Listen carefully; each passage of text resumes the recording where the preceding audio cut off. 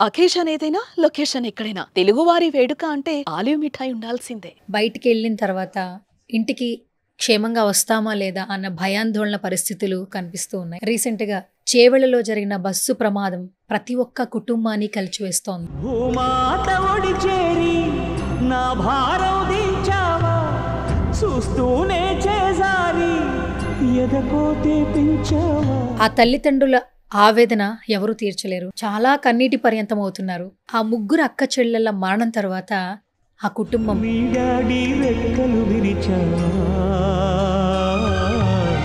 మెట్టింటికి పంపేదాకా ఆగలేక. నిజంగా ఆ రోడ్డు ప్రమాదం అనేది చాలా ఘోరం అనమాట. ఒక కుటుంబంలోనే ముగ్గురు చనిపోవడం అంటే ఆ కన్న తల్లికి ఆ కన్న తండ్రికి చెప్పరాని శోకం అని చెప్పుకోవచ్చు.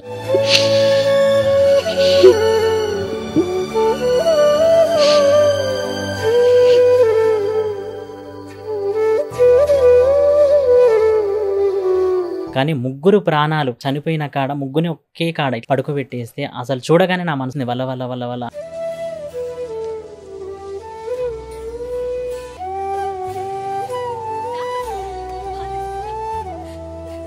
నిజంగా వాళ్ళని చూస్తే మాకు తోడబుట్టిన అక్క చెల్లెలను చూస్తారు చూడండి అక్క, అలానే అనిపించరు.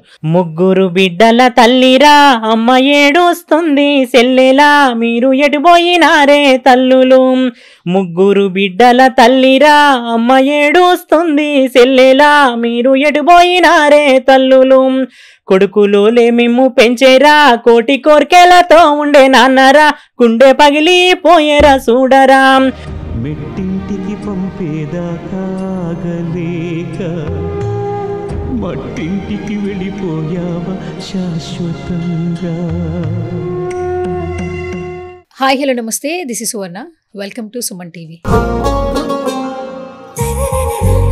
గత కొన్ని రోజుల నుంచి ఒక సంఘటన మనందరినీ బాగా కలిచివేస్తోంది. మార్నింగ్ ఇంట్లో లేచిన తర్వాత బయటికి వెళ్ళిన తర్వాత ఇంటికి క్షేమంగా వస్తామా లేదా అన్న భయాందోళన పరిస్థితులు రైట్ను కనిపిస్తూ ఉన్నాయి. రీసెంట్గా చేవెళ్లలో జరిగిన బస్సు ప్రమాదం ప్రతి ఒక్క కుటుంబాన్ని కలిచివేస్తోంది. ఆ తల్లిదండ్రుల ఆవేదన ఎవరు తీర్చలేరు. చాలా కన్నీటి పర్యంతం అవుతున్నారు. ఆ ముగ్గురు అక్క చెల్లెళ్ళ మరణం తర్వాత ఆ కుటుంబం ఎంత శోక సంద్రంలో ఉందో మనందరికీ తెలుసు. ఎప్పుడైతే వాళ్ళ ముగ్గురు చనిపోయారన్న వార్త వినగానే వాళ్ళ కుటుంబ సభ్యులకే కాదు ప్రతి ఒక్కరికి బాధాకరమైన విషయంగా మారింది. ఈ సంఘటనకు సంబంధించి రీసెంట్గా ఫోక్ సింగర్ భూతం రమేష్ ఒక పాట రాయడం జరిగింది. ఆ ముగ్గురు అక్క చెల్లెల గురించి, ఆ సంఘటన జరిగిన డ్రైవర్ గురించి ఒక పాట రాశాడు. తన మనసులో ఉన్న భావాలను వ్యక్తపరిచాడు. ప్రతి ఒక్కరూ ఆ పాట రాసినందుకు అభినందిస్తున్నారు. రైట్ను మనతో పాటు సుమన్ టీవీ స్టూడియోలో ఉన్నారు భూతం రమేష్. తనతో మాట్లాడే ప్రయత్నం చేద్దాం. హాయ్ రమేష్. హాయ్ అక్క. నమస్తే. నమస్తే అమ్మా, ఎట్లున్నావు? బాగున్నాక. ఫస్ట్ ఆఫ్ ఆల్ ఇలా కలుసుకోవడం సంతోషంగా లేదు, కానీ నువ్వు ఏదైతే ఆలోచన చేసావో అది ప్రతి ఒక్కరికి నచ్చుతుంది. అండ్ వాళ్ళు చనిపోయిన సంఘటన అందరికీ బాధాకరంగా అనిపించినా కానీ చనిపోయిన తర్వాత వాళ్ళ గురించి నువ్వు రాసిన ఆ పాట, ఆ ప్రతి ఒక్క అక్షరం, నువ్వెంత బాధపడ్డావు, నీ మనసులో ఉన్న ఆవేదనతో ఆ లిరిక్స్ ఎలా రాసావో అందరికీ బాగా అర్థమైంది. అసలు ఈ పాట రాయాలన్న ఆలోచన ఎక్కడి నుంచి వచ్చింది? అంటే అక్క నిజంగా ఆ రోడ్డు ప్రమాదం అనేది చాలా ఘోరం అనమాట. ఒక కుటుంబంలోనే ముగ్గురు చనిపోవడం అంటే ఎంత ఇది, మనలాంటి వాళ్ళకే బాధ అనిపిస్తుంది. అదే ఆ కన్న తల్లికి ఆ కన్న తండ్రికి చెప్పరాని శోకం అని చెప్పుకోవచ్చు. నిజంగా ఎంతోమంది ఎన్నో యాక్సిడెంట్లు అవుతుంటాయి, కానీ ఒక్కరు ఇద్దరు ఏదైనా ప్రాణమే. కానీ ముగ్గురు ప్రాణాలు నిజంగా చూసుకుంటుంటే వాళ్ళు చనిపోయిన కాడ ముగ్గురిని ఒకే కాడ ఇట్లా పడుకోబెట్టేస్తే అసలు చూడగానే నా మనసు దొరికిపోయింది. అది మన ఇంట్లోనే జరిగింది. ఆ తల్లి ఏడుస్తుంది వల్ల వల్ల వల్ల వల్ల అనుకుంటే బాగా బాధపడుతుంది. అప్పుడు చూసి నేను ఖచ్చితంగా ఈ అమ్మ వాళ్ళు మన చెల్లెళ్ళే, మన వాళ్ళే, మన ఇంటి వాళ్ళే, నిజంగా చెప్తుంటేనే నాకు బాధ అనిపిస్తుంది. అలాంటి స్థితిలో ఉన్నప్పుడు ఆ తల్లి పడే బాధను అర్థం చేసుకొని పాట రూపంలో రాయడం జరిగింది అక్క. ఇప్పుడు మనం టీవీ ఆన్ చేసిన, ఫోన్ చూసినా అక్కడ ఫైర్ యాక్సిడెంట్ అయింది, లేదా బస్సు ప్రమాదం జరిగింది, ఈ మధ్యన విమాన ప్రమాదాలు చూస్తున్నాము, ట్రైన్ ఇష్యూస్ చూస్తున్నాము. న్యూస్ అనేది చూడడం అనేది అలవాటుగా మారిపోయింది. అలా అయిందంట, ఇలా అయిందంటే ఒక నలుగురు వ్యక్తులు కలిసి కూర్చున్న చోట మాట్లాడుకుంటున్నారు. కానీ ఇప్పటి వరకు ఎవరు వచ్చి ఆ సంఘటన మీద ఒక పాట రాయలేదు. నిజంగా ఆ విషయానికి నిన్ను చాలా బాగా అప్రిషియేట్ చేయాలి. ఇన్స్టాగ్రామ్ వేదికగా నువ్వు ఆ పాటని వీడియో రూపంలో పోస్ట్ చేసావు. ఆల్మోస్ట్ 1 డేకి 3.8 మిలియన్ దాకా వచ్చింది. అంటే నువ్వేదో కమర్షియల్ గా ఆలోచించి చేయలేదు, నీ మ్మ్. మనసులో ఉన్న భావాలను వ్యక్తపరిచావు, మ్మ్. కానీ అది ఎంతో మంది కనెక్ట్ అయింది. అవును. సో ఏమనిపిస్తోంది రమేష్ అసలు నీకు? నిజంగా అంటే చెప్పుకోవాలంటే పాట పోయినందుకు నాకు హ్యాపీ ఉంది, కానీ ఆ ఇద్దరు వర్ణాలతో నేను పాట రాసిన చూడక బాధ అనిపిస్తుంది. ఎందుకనంటే ఏ ఇంట్లో జరిగినా ఎక్కడ జరిగినా కూడా అది యాక్సిడెంట్, ఎవరిదైనా మరణమే. నిజంగా చెప్పుకోవాలనుకుంటా ఉంటే ఎంతోమంది ఎన్నో యాక్సిడెంట్లు జరిగాయి. నాకేందంటే బాగా ఆ ముగ్గురు చనిపోయేసరి, ముగ్గురు ఆడపిల్లలు. ఈరోజు ఉన్న జీవితంలో ఆడపిల్లలు వద్దు, మగపిల్లలే ముద్దు అన్నట్టుగా మగపిల్లలకి మనం చూస్తున్నారు కదా సమాజం ఎట్లా ఉన్నది. హాస్పిటల్కి 3 months బేబీ అవ్వగానే ఆడపిల్ల అనగానే హాస్పిటల్కి వెళ్ళి అబార్షన్లు చేయించుకోవడం, అట్లాంటి స్థితిలో వాళ్ళు నలుగురు ఆడపిల్లలైన ధైర్యంగా అంత పెద్ద చదువులు చదివించుకుంటున్న సమయంలో పెళ్ళికెళ్ళి వస్తున్నప్పుడు అలా జరగడం అనేది నిజంగా చాలా బాధాకరం. అప్పుడు చూసి నేను ఈ పాట అనుకున్న, ఖచ్చితంగా ఆ ముగ్గురు పిల్లలు కదా, ఆ ముగ్గురు పిల్లల గురించి మనం ఖచ్చితంగా రాయాలి అన్నట్టుగా నేను చేసినాక. అసలు టీవీలో కానీ యూట్యూబ్ వీడియోస్లో కానీ ఆ కన్న తల్లి మాట్లాడుతున్న మాటలు వింటుంటే ఒక కుటుంబం నుంచి ముగ్గురు వ్యక్తులు చనిపోవడం, ఉమ్. అది కూడా చూడడానికి ఎంత బాగున్నారో కదా ముగ్గురు కూడా అవును, అక్క చెల్లెలు. చాలా. నిజంగా వాళ్ళని చూస్తే మాకు తోడబుట్టిన అక్క చెల్లెలను చూస్తారు చూడండి అక్క, అలానే అనిపించరు. ముగ్గురిని పడుకోబెట్టేసరికి నాకు నిజంగా మా ఇంట్లో జరిగిందా ఈ సిచ్యువేషన్ అన్నంత బాధ అనిపించింది. అందువల్ల నేను ఈ పాట రాయడం జరిగింది. మన సుమన్ టీవీ ప్రేక్షకుల కోసం కూడా ఈ పాట పాడతా. ముగ్గురు బిడ్డల తల్లిరా అమ్మ ఏడుస్తుంది సెల్లెలా, మీరు ఎటుపోయినారే తల్లులు. ముగ్గురు బిడ్డల తల్లిరా అమ్మ ఏడుస్తుంది సెల్లెలా, మీరు ఎటుపోయినారే తల్లులు. కొడుకులోలే మిమ్ము పెంచేరా, కోటి కోర్కెలతో ఉండే నాన్నరా, గుండె పగిలిపోయేరా చూడరా. కొడుకులోలే మిమ్ము పెంచేరా, కోటి ఆశలతోనే ఉండేరా, గుండె పగిలిపోయే చూడరా. ప్రేమతో పెంచిన బిడ్డల్లో కంకర్రాళ్ళల్లో కష్టమాయేనా, మీ దానం అలా ముగిసేనా. ఇది ఎవరు చేసిన పాపమమ్మో, ఇక ఏ దేవుడు చేసే కర్మో, నా కడుపు కోత ఎవ్వరమ్మో, ఇక కాపాడేదెవరమ్మో. కడుపు కోత ఎవ్వరమ్మో, ఇక కాపాడేదెవరమ్మో. ముగ్గురక్క సెల్లెల్లో బిడ్డో, ముగ్గులేస్తుంటే మురిసిన్న నా బిడ్డో, బతుకమ్మాడుతుంటాడి నానమ్మ. ముగ్గురక్క సెల్లెల్లో బిడ్డో, ముగ్గులేస్తుంటే మురిసిన నా బిడ్డ, బతుకమ్మాడుతుంటాడి నానమ్మ. కన్న పేగు బంధమోయమ్మో, కడుపు తీపే నాకెరక నాయమ్మ, కడుపు తీపే నాకెరక నాయమ్మ. ముగ్గురు తల్లులు అరరర ముగ్గురు తల్లుల బిడ్డరా, అమ్మ ఏడొస్తుంది అమ్మరా, అమ్మ ఏడొస్తుంది అమ్మరా. ఎవరు చేసిన పాపమో, ఏ దేవుడు చేసిన న్యాయమో, ఏ దేవుడు చేసిన కర్మమో, ఏ దేవుడు చేసిన న్యాయమో, ఏ దేవుడు చేసిన కర్మమో. ఈ గోసెవ్వరికి రావద్దో, నా ఆడపిల్లలెటువాయే, నా తల పండు వగిలిపాయే, నా కన్న కడుపు మురిగేనమ్మా. ఓ తల్లి రావే సెల్లెల్లో, మీరు యాడా ఉన్నారు ఓయమ్మ, మీరు ఎక్కడున్నారే నాయమ్మ. కంకరాళ్ళల్లా ఓ బిడ్డో, కష్టమాలే పెరిగేనే నా బిడ్డ, కష్టమూలే పెరిగేనే నా బిడ్డ. నిజంగా పాట పాడుతుంటుంటేనే కళ్ళెమ్మటి నీళ్ళు నీళ్ళు వస్తున్నాయి. వస్తున్నాయి, నువ్వు పాడుతుంటే కూడా నీళ్ళు వస్తున్నాయి. ఎందుకనంటే ఆ సిచ్యువేషన్లో ఎవరున్నా కూడా బాధపడతారు అక్క. బాధపడడం కాదు, నిజంగా బాధ అనిపిస్తుంది. ఇక్కడ చూసినా కూడా యాక్సిడెంట్లు, రీసెంట్లీ మనం అక్కడ కర్నూలు జిల్లాలో బస్సు కూడా దహనం అయిపోవడం చాలా బాధ అనిపిస్తుంది. ఇప్పుడు ఎలా అయిపోతుందంటే అసలు మనం బయటికి వెళ్ళేటప్పుడు వెళ్ళిపోతాం నార్మల్గా, కానీ ఇంటికి తిరిగి వచ్చేటప్పుడు ఎట్లా వస్తామా అన్న భయాందోళన సిచ్యువేషన్స్ చూస్తున్నాం. అవును, ఒకప్పుడు చాలా రేర్గా తప్పు చేస్తే యాక్సిడెంట్లు జరిగేది, అవును, ఎవరైనా కాన్షియస్లో లేకుండా చేసే తప్పుల వల్ల మిస్టేక్స్ జరుగుతాయని వింటూ ఉండేవాళ్ళం. అవును, ఇప్పుడు అన్ఎక్స్పెక్టెడ్ మనం రైట్గా వెళ్ళినా కూడా ఆపోజిట్ నుంచి వచ్చేవాళ్ళు కరెక్ట్గా లేకపోయినా కూడా చాలా మంది చనిపోతున్నారు. చాలా మంది చనిపోతున్నారు.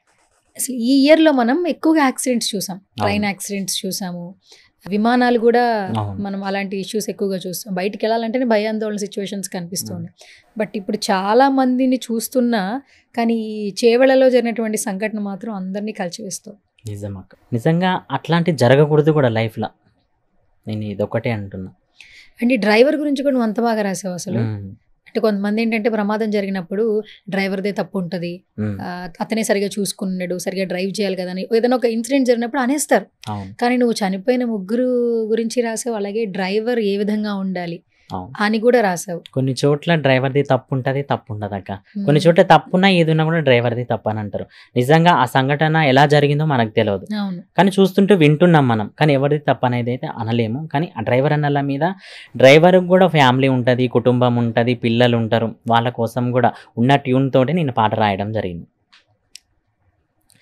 యాడా ఉన్నారో ఎక్కడున్నారో ఎప్పుడొస్తారో మా డ్రైవరు అన్నాలు. యాడా ఉన్నారో ఎక్కడున్నారో ఎప్పుడొస్తారో మా డ్రైవరు అన్నాలు. పుట్టిందొక్కాడా 10 ఊర్లే నీకేలా ఊరు ఊరు తిరుగుతావు నా డ్రైవరు అన్నాలు. ఇంటి కాడ ఆలి పిల్లలే ఉన్నారయ్యా, పిల్లలతోటి ఆటలు ఆడే తనమే నీదయ్యా. ఇంటి కాలాలి పిల్లలు ఎదురు చూస్తుంటే మా నాన్నే వస్తాడంటూ పిల్లలు అల్లరి చేస్తుంటే ఒక్క బుక్క తిను అని ఆలి అడుగుతుంటే బస్సు లేట్ అయ్యింది అంటూ నువ్వు పరుగులు తీస్తుంటే బస్సే నీ ఇల్లురా బంధువులే ఊరంతరా ఏ ఊరా అని అడుగుతావు ఊరు ఊరంతరా. వందల ప్రాణాలను నడిపేటి దేవుడా ఒక్క తప్పైనా తల వంచెది దయనురా. ఎక్కడున్నావో యాడా ఉన్నావో ఎప్పుడొస్తావో మా డ్రైవరు అన్నాలు. పండగుండదురా నీకు పబ్బముండదురా బస్సు నిండా జాతరా తోని బయలుదేరురా. వేగం తగ్గించు భద్రతానే పాటించు ఎన్నేళ్ళకైనాను డ్రైవర్ అన్నా సల్లగుండు. యాడా ఉన్నావో ఎక్కడున్నావో ఎప్పుడొస్తావో నా డ్రైవరు అన్నాలు. ఎక్కడొస్తావో నా డ్రైవరు అన్నాలు. ఇల్లే విడిచావా వీధి వీధి తిరగావా ఊరు ఊరంతా నువ్వు చుట్టాలనుకున్నావా ఊరు ఊరంతా నువ్వు చుట్టాలనుకున్నావా. నిజంగా నువ్వు అన్నట్టు డ్రైవర్ వృత్తి చేసే వాళ్ళకి కూడా కుటుంబం ఉంటుంది. వాళ్ళు క్షేమంగా వెళ్ళి వాళ్ళు కూడా మంచిగా రావాలని వాళ్ళ కుటుంబం కోరుకుంటూ ఉంటుంది. యాక్సిడెంట్లు జరిగినప్పుడల్లా ఏదో ఒక చెప్పేస్తూ ఉంటారు. బట్ డ్రైవర్ల మీద కూడా చాలా బాగా రాస్తావు నిజంగా. అవును అంటే అనిపించింది ఇక నాకు ఏంటంటే ఎక్కడ ఎలాంటి సిచ్యువేషన్ జరిగినా రాస్తున్నాను అనమాట. రీసెంట్గా ఏంటంటే ఇప్పుడు న్యూస్ చూడడం ఎప్పుడంటే మామూలుగా ప్రోగ్రామ్స్కి వెళ్ళడం పాటలు పాడడం అట్లనే వచ్చేది. కానీ ఈ మధ్య కాలంలో ఫ్రీ టైంలో నేను న్యూస్ చూస్తున్నాక నిజంగా చెప్పాలంటే ప్రతి ఒక్క సన్నివేశం చూసినప్పుడు పాట రాయాలనిపిస్తుంది. ఒక పాట కనుక నేను కూడా పాట కనుక ఎన్నో స్ట్రగుల్ ఫేస్ చేస్తూ ఇంత దూరం వచ్చిన నాకంటూ భూతం రమేష్ అనే పేరు రావడానికి ఎన్నో కష్టాలు ఉన్నాయి దాని వెనక కూడా. నిజంగా ఊరి నుంచి వస్తున్నప్పుడు నా లైఫ్ని చూసుకోండి ఎన్నో కష్టాలు పడుతూ వచ్చిన నేను. ఒకప్పుడు ఫోక్ సింగర్ భూతం రమేష్ అంటే వీడా అని చాలా మంది కూడా అన్నారు, వీడేం చేయగలడు అని కూడా అన్నారు. సో నువ్వు కూడా చాలా సందర్భాల్లో నాకు చెప్పడం జరిగింది. కానీ ఈ రోజున ఏ ఇన్సిడెంట్ వచ్చినా కూడా నీలో ఉన్న టాలెంట్ ని చూపిస్తూ ప్రతి ఒక్కరి అభిమానాన్ని సొంతం చేసుకున్నావు. నిజంగా హ్యాట్స్ ఆఫ్. థ్యాంక్ యూ అక్క. నిజంగా ప్రజల ఆదరణ నాకు ఎప్పుడూ ఉంటుంది. ఎక్కడికి వెళ్ళినా కూడా నేను ఎంతోమంది కళాకారులను ఇంటర్వ్యూ చేసినాక ఒక విషయం చెప్పాలనుకుంటున్నాం. వాళ్ళంతా ఒక ఫ్యామిలీ లాగానే ఉంటారు నాతోటి. ఏ ఊరు వెళ్ళినా ఎక్కడికి వెళ్ళినా కూడా నా వయసు అంతా చిన్న వయసు అయినా కూడా వచ్చి నా పాదాలకి నమస్కరిస్తారు. అయ్యో అమ్మ మీరు పెద్దవాళ్ళు సార్ మిమ్మల్ని అందులోనే చూస్తుంటాం మేము. నిజంగా మీరు పాడే పాట మీరు చెప్పే మాటలు మా ఇంటి పిల్లలు ఉన్నట్టే మా ఇంటి పిల్లలు కాక మా చుట్టుపక్కల ఎలా ఉంటుందో అలా అనిపిస్తుంది. వాడ తిరుగుతున్నావు, పల్లె పల్లె తిరుగుతున్నావు, పల్లెలో ఉన్న మట్టి మాణిక్యాలను వెలికి తీస్తున్నావు అని చాలామంది నాకు అమెరికా నుంచి కాల్స్ రావడం జరిగింది. ఎన్ఆర్ఐస్ పెద్ద పెద్ద పొలిటికల్ లీడర్స్ చాలామంది కూడా నా వీడియోస్ చూస్తారని చెప్పడం జరిగింది అక్క. నిజంగా కోట్లు సంపాదించినా కూడా ఇలాంటి ఆనందం ఉండదేమో. నాకు వాళ్ళు చెప్పే మాటలు వాళ్ళు చెప్పే కొట్టే చప్పట్లే నాకు నిజంగా కోట్ల ఆస్తులు అని చెప్పుకుంటా. రీసెంట్గా నేను 3 years నుంచి చూస్తున్నాను ఈ జర్నీ. అంటే ఫోక్ సింగర్గా నాకు నువ్వు తెలుసు, బట్ యాంకరింగ్ కూడా చాలా బాగా చేస్తున్నావు. ఎక్కడ ఫోక్ సింగర్లు ఉంటే వాళ్ళందరికీ లైఫ్ ఇవ్వాలని ఆ ఊరెళ్ళి మరి ఇంటర్వ్యూలు చేస్తూ ఉన్నావు. ఇప్పుడు నువ్వు ఏదైతే ప్లాట్ఫామ్లో వర్క్ చేస్తున్నావు ఆ ప్లాట్ఫామ్లో నువ్వు ఒక ఆపర్చునిటీ కోసం నువ్వు అడుగు పెట్టావు. ఇప్పుడు ఈ రోజు నువ్వు అదే సస్టైన్ చేస్తూ ఎంతోమంది ఫోక్ సింగర్ని వాళ్ళకి లైఫ్ ఇవ్వడానికి ప్రపంచానికి పరిచయం చేస్తున్నావు. నువ్వు ముందు నీ జర్నీ తెలుసుకోవాలండి. అసలు ఎప్పుడు వచ్చావు అసలు ఇండస్ట్రీకి? నేను వచ్చి దాదాపు ఒక 8 ఇయర్స్ అయిందక్క. చిన్నప్పటి నుంచి పాటలు పాడుతూనే ఉండేది. అమ్మ ఊర్లలో పని చేసుకుంటున్నప్పుడు పాటలు పాడుతుండు. అమ్మ ఏం పాటలు అంటే జానపదాలు ఇవి. జానపదాలు ఎలా వస్తాయంటే నాట్లు వేసుకున్న పాటే, బట్టలు ఉతుక్కుంటా పాటే, ఆవుల దగ్గరికి వెళ్ళిన పాటే. అమ్మ మామూలుగా ఆవుల దగ్గరికి వెళ్తున్నప్పుడు ఒక పాట పాడేది. ఆ పాట ఒకసారి మీకు వినిపిస్తా. ఆవులు ఆవులో అయి మంచి ఆవులు, ఆవులు ఆవులో అయి మంచి ఆవులు, ఆవుల్లాగా సెటి ఆది నారాయణుడే రారే రారే అమ్మో రఘురాముల నాలుగయ్యాం, రారే రారే అమ్మో శ్రీరాముని నాలుగయ్యాం. గోవులు గోవులో అయి మంచి గోవులు, గోవులు గోవులో అయి మంచి గోవులు, గోవుల్లాగా సెటి గోపాల కృష్ణయ్య రారే రారే అమ్మో నా కొడుకును ఉయ్యాలయ్యాం, రారే రారే అమ్మో నా కూనను ఉయ్యాలయ్యాం. మేకాలు మేకాలో అయి మంచి మేకాలు, మేకాలు మేకాలో అయి మంచి మేకాలు, మేకల్లాగా సెటి మేలిని బంగారు కడ్డి రారే రారే అమ్మో రఘురాముల నాలుగయ్యాం, రారే రారే అమ్మో శ్రీరాముల నాలుగయ్యాం. చాలా మంది ఫోక్ సింగర్స్ ఇదే మాట చెప్తుంటారు, మీకు పాటలు ఎట్లా వచ్చినాయి. కొంతమంది చదువు రాని వాళ్ళు కూడా ఉంటారు. చదువు అంటే లెటర్స్ రాయడం రాదు, చదువుకోలేదు, అంటే మట్టిలో మాణిక్యాలు అంటుంటారు కదా. వాళ్ళు ఏంటంటే చిన్నప్పుడు పొలం పనులకి వెళ్ళేటప్పుడు ఆ పాట అట్లా వచ్చేసిందమ్మా అంటారు. వంట చేసేటప్పుడు ఆ లైన్స్ అట్లా ఎట్లా రాశారమ్మా అంటే మాకు అట్లా వచ్చేస్తుంది, ఏదో ఒక ఇన్సిడెంట్ జరుగుతుంది, ఆ ఇన్సిడెంట్ బట్టి మేము పాటలు పాడుతూ ఉంటాము, ఇలా రాసుకోవాలి, ఇలా మాకు అట్లా ఉండదమ్మా. కానీ ఆ పాటలే చాలా బాగా వైరల్ అయ్యారు. నిజమక్క. మీరు ఒక మాట నన్ను అడిగారంటే మీరు ఫోక్ సింగర్ నుంచి జర్నీ ఎలా, మీ జర్నీ నాకు చెప్పండి అని. నిజంగా నా జర్నీ కూడా మీకు ఒకసారి చెప్తాక. ఎంతోమంది కామెంట్స్ చేస్తూ ఉంటారు. మీరు మంచి క్వశ్చన్ అడిగారు నన్ను. నేను ఎట్లా అంటే మారుమూల పల్లె గ్రామం నుంచి వచ్చిన ఒక మిడిల్ క్లాస్ అబ్బాయిని అనమాట. చిన్నప్పటి నుంచే పాటలు అంటే ప్రాణం. రావాలి నేను కూడా హైదరాబాద్కి 500 రూపీస్తో వచ్చి ఎవరి ఇంట్లో వాళ్ళకి ఎవరు చెప్పకుండా డైరెక్ట్గా వచ్చి ఆడిషన్స్కి వచ్చి సెలెక్ట్ అయ్యి మన ఫోక్ స్టూడియో అనే ప్రోగ్రాంలో ఒక సింగర్గా వచ్చి దాంట్లో నాకంటూ ఒక ప్లేస్మెంట్, నాకంటూ ఒక గుర్తింపు తీసుకుని మళ్ళీ ఇంటికి వెనుదిరిగిపోయిన తర్వాతకి నాకు ఆఫ్టర్ 1 ఇయర్ తర్వాతకి మన Mike TV folk star channel sir వాళ్ళు అప్పిరెడ్డి గారు, అదేవిధంగా సతీష్ అన్న, ఉదయ్ అన్న, వీళ్ళంతా నాకు కాల్ చేసి తమ్మి నువ్వు ఖచ్చితంగా యాంకరింగ్ చేయగలుగుతావు, అది నీ వల్లనే అవుతుంది, నువ్వు ఖచ్చితంగా హైదరాబాద్కి రావాలి, నీ వల్ల అవుతుంది నువ్వు ఖచ్చితంగా. అంటే నేను అప్పుడు అనుకున్నా, అన్న నేనేం చేస్తా యాంకరింగ్, అసలు నాకు వస్తుంది అంటారా మీరు చెప్పండి. అదంటే లేదు తమ్మి నువ్వు చేస్తావు, అట్లేం లేదు అన్నాక ఫస్ట్ ఒక ఇంటర్వ్యూ మామిడి పండ్లు అమ్ముకుంటా రామతార అనేట అమ్మని చేసేసరికి వితిన్ 1 డేలో 1 మిలియన్ పోయింది అక్క ఇంటర్వ్యూ. నాకు మంచి గుర్తింపు వచ్చింది ఆ పాటతో. నా మంచి మూవీస్లో చేసింది, శ్రీదేవి డ్రామా కంపెనీలకు వెళ్ళింది, నాకు గొప్ప గుర్తింపు వచ్చింది. ఇంకా భూతం రమేష్ అంటే పాటలే కాదు ఇంటర్వ్యూలు కూడా చేస్తాడు. దాదాపు ఒకటే నెంబర్ ఇచ్చిన అనమాట, మీరు అచ్చమైన పాటగాళ్ళ ఆటగాళ్ళ అలాగైతే మాకు కాంటాక్ట్ అవ్వాలంటే ఒక్కటే 1 డేలో 10,000 కాంటాక్ట్ మెంబర్స్ వచ్చారు మనకి. మేము పాడుతాం, మా లాంటి కళాకారులను కూడా ఇంటర్వ్యూ చేయమని. అలా నిజంగా ఒకసారి నేను రుణపడి ఉన్నా అంటే ఫోక్ స్టార్కి మైక్ టీవీకి ఎప్పుడూ రుణపడి ఉంటాను నిజంగా. అంటే పాటలు పాడడము రాయడం అనేది నిజంగా ఒక పెద్ద కళ ఉండాలి, అంటే ఆ మనసు ఉండాలంటారు ఆ పని చేయడానికి. బట్ నువ్వు యాంకరింగ్ కూడా సక్సెస్ఫుల్గా ముందుకెళ్తూ ఉన్నావు. ఈ మధ్య కాలంలో ఫోక్ సింగర్స్ ఎంతో మంది అభిమానాన్ని సంపాదించుకుంటున్నారు. ఇప్పుడు రాను రాను బొంబాయికి రాను పాట రాసి ఈరోజు రియాలిటీ షోలో పర్ఫామ్ చేస్తున్నాడు.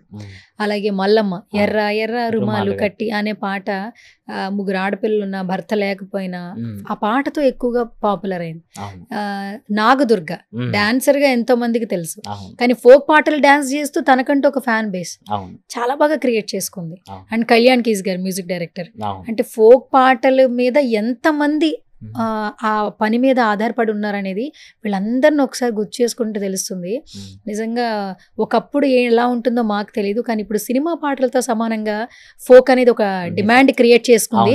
ఒక ఫోక్ సింగర్ గా ఏం చెప్తావు, రైటర్ గా, సింగర్ గా? అంటే నిజంగా మూవీ ఇండస్ట్రీకి మన ఫోక్ పాట వెళ్తుంది అంటే గొప్ప విషయం. ఒకప్పుడు పల్లె పాటలు పాడుతున్న ఏం పాటలు, పిచ్చి పాటలు అనేది వాస్తవంగా చెప్పాలంటే. ఇప్పుడు ప్రతి ఎక్కడ చూసినా కూడా షాపింగ్ మాల్స్లలో చూసినా ప్రతి ఒక్క మూవీలో ఫోక్ సాంగ్ అనేది ఉంటుందన్నమాట. నిజంగా చాలా గొప్ప విషయం.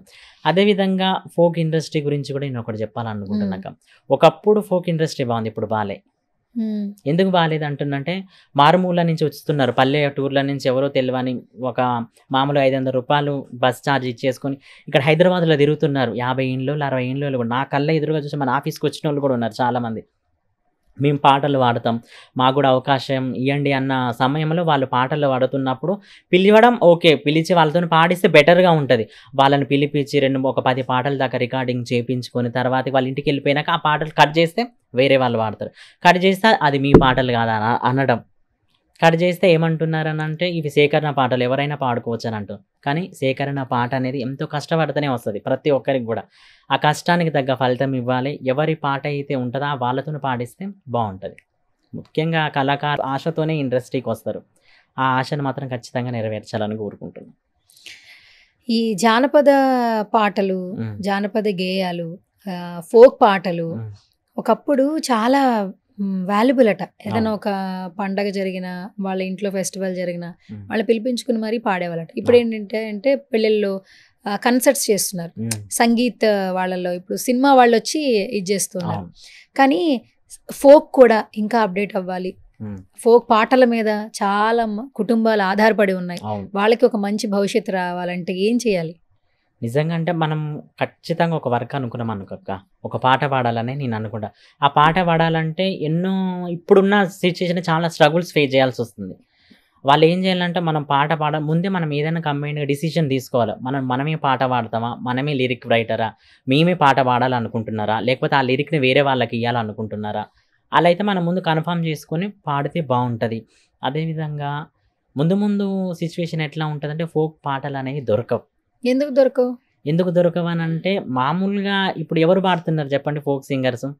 మామూలుగా కొంతమంది ఏజ్ పర్సన్స్ ఎంతమంది పాడుతున్నారు? నార్మల్ పర్సన్స్ ఎంతమంది పాడుతున్నారు? ఇప్పుడు 'రాను బొంబాయి రాను' పాట ఉన్నది. ఆ పాట వాస్తవంగా అది లిరిక్ రైటరో లేకపోతే రాసిన పాట. అదే ఊర్లలో ఎట్లా పాడతారు ఆ పాట?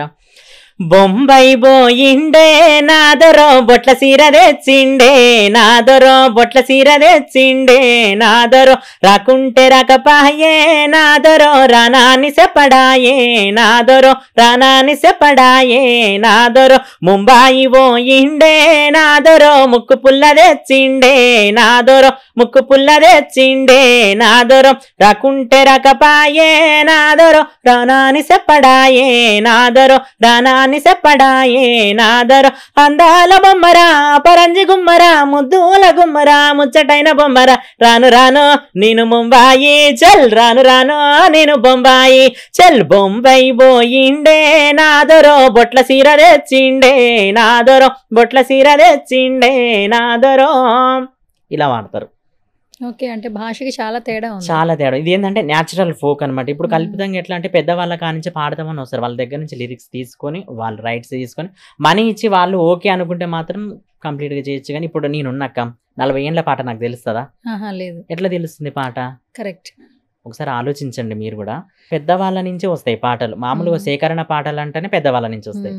30 ఏండ్లలో ఉన్న 60 ఏండ్ల ఆమె పాట పాడుతుంది. ఆ పాట కట్ చేస్తే 30 ఏండ్ల అబ్బాయి పాడతాడు, 25 ఏండ్ల అబ్బాయి పాడతాడు. ఏందంటే ఇది నా పాట, అది అనడం కూడా తప్పని నేను అంటున్నా. సో ఇప్పుడు ఈ ఒక మంచి సందర్భం యాక్చువల్లీ అంటే ఇన్‌స్టాగ్రామ్ వేదిక ద్వారా నీ యొక్క ఆలోచనని అలాగే ఆ పాట రూపంలో ఎంతో మందికి వెళ్ళేలా చేసావు. Almost 3 million views. ప్రతి కమెంట్ నేను చదివా. నువ్వెలా ఫీల్ అయ్యావో అది విన్న తర్వాత వాళ్ళకి ఏమనిపించిందో కూడా కమెంట్ రూపంలో ఒక టైం క్రియేట్ చేసుకుని మరీ పెట్టారు. చూసుకున్నావా కమెంట్స్ అన్ని? చూసినాక ఏమనిపించింది? కొన్ని చూసిన, అన్ని చూడలేదు. మామూలు ఒక పర్సన్ అయితే ఏమని పెట్టిరంటే నిజంగా ఆ తల్లి పడే ఆవేదన కళ్ళకు గట్టినట్టు చూపిస్తున్నావు. నేను ఈ పాటని 1000 టైమ్స్ వింటూ నా బిడ్డలు చనిపోయారు, ఆ గతం గుర్తు చేసుకొని నేను ఏడుస్తున్నాను ఒక మాటతో కామెంట్ పెట్టింది. నేను పెట్టిన తర్వాత ఇంకొక చనిపోయిన వాళ్ళ రిలేటివ్స్ ఫోన్ చేసిరక్క నాకు. అవునా?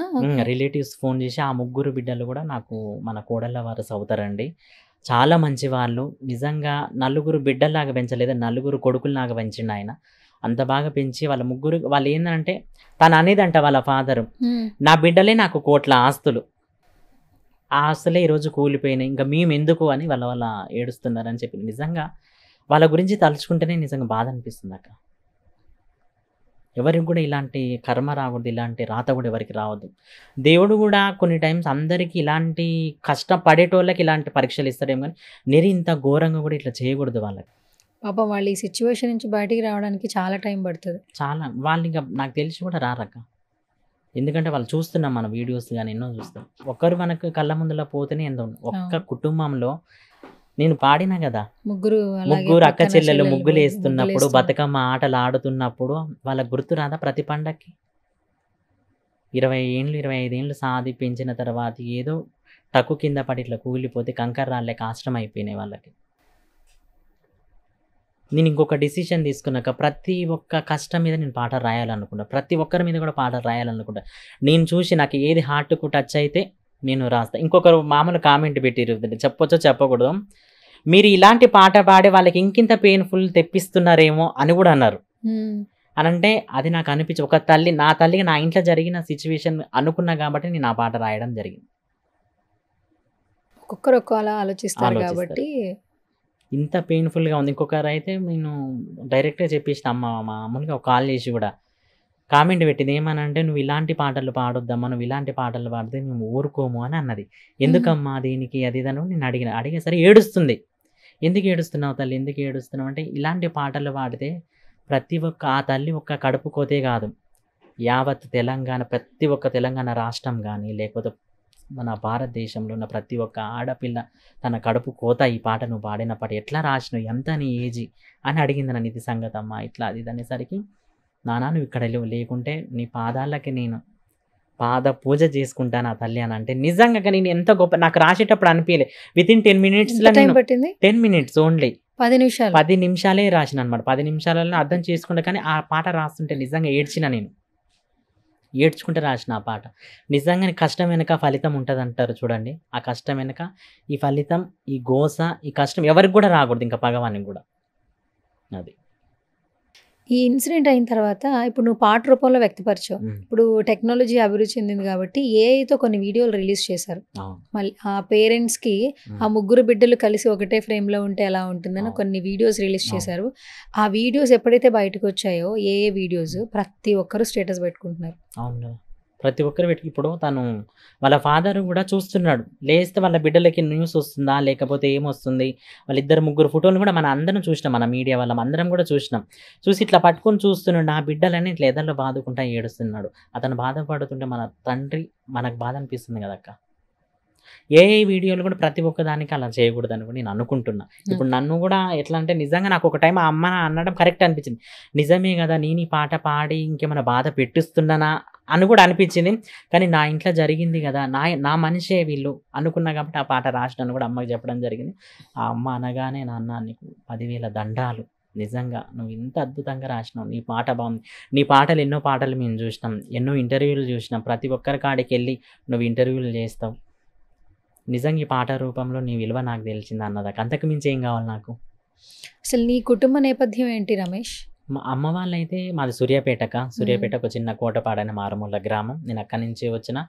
ఇక మాదొక మిడిల్ క్లాస్ ఫ్యామిలీ అనమాట. కష్టం అంటే ఏం తెలుసు, కష్టాలలో ఉన్నప్పుడు ఎలా ఉన్నామో తెలుసు, హ్యాపీగా ఉన్నప్పుడు ఎలా ఉన్నామో కూడా తెలుసు. అలాంటి జీవితం మాది.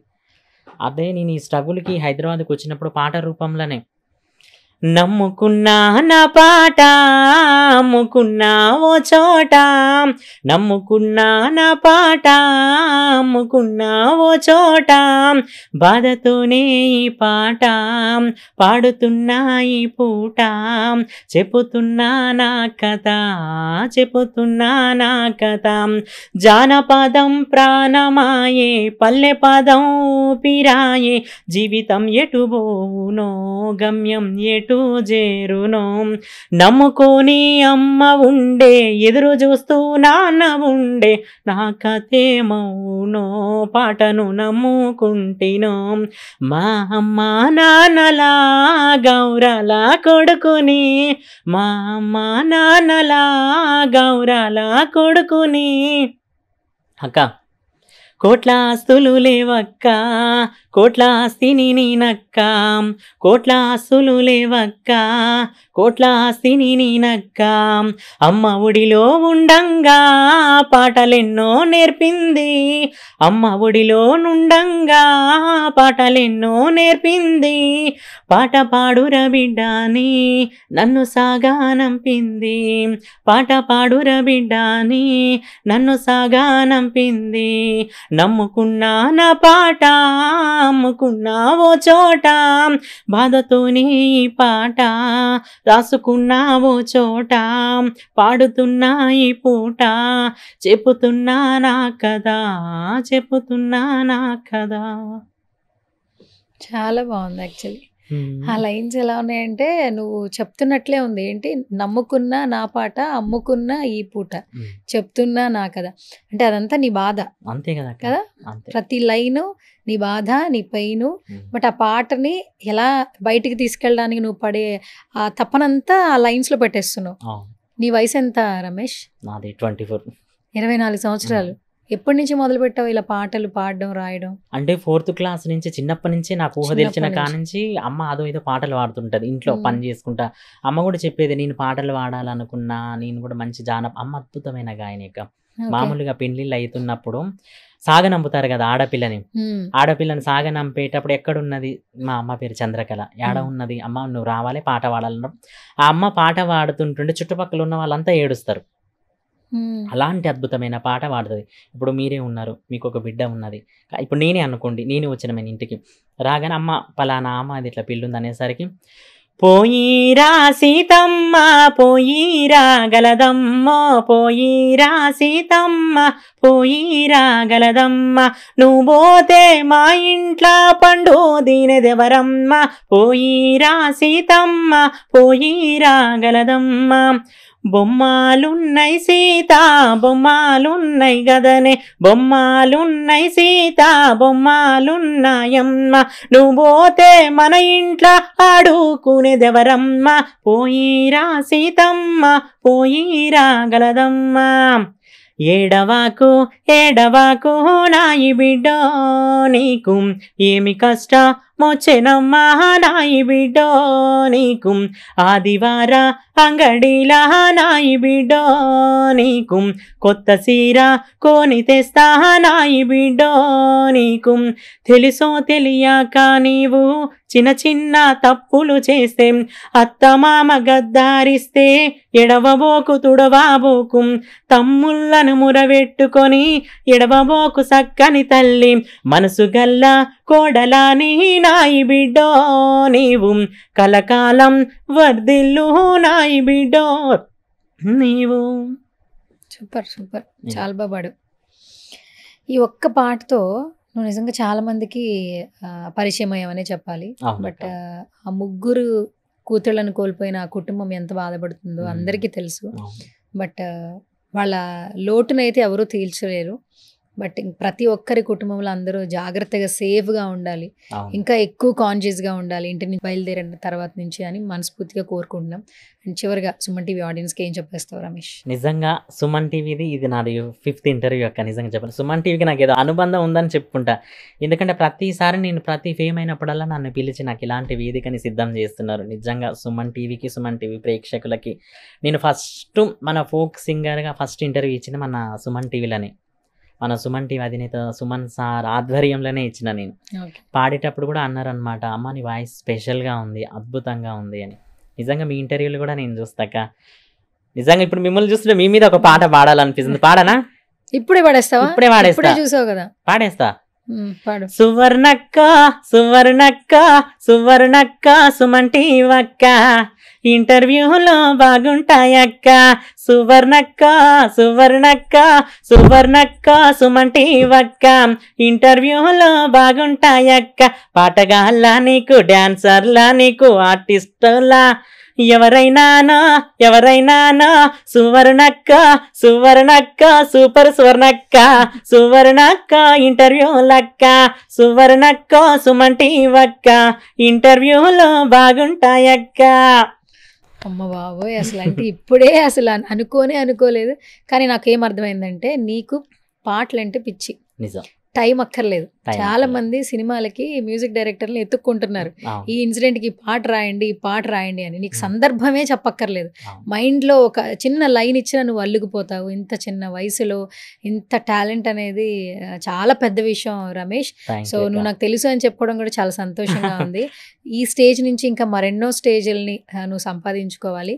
నీ కుటుంబ సభ్యుల్ని బాగా చూసుకోవాలి. నువ్వు కూడా ఒక మంచి సింగర్‌గా, రైటర్‌గా మంచిగా సెటిల్ అవ్వాలని నేను కూడా మనస్ఫూర్తిగా మరొకసారి కోరుకుంటున్నాను. Thank you thank so you so much. Much for coming once again. All the very best. Thank you అక్క. Thank you so much. Done.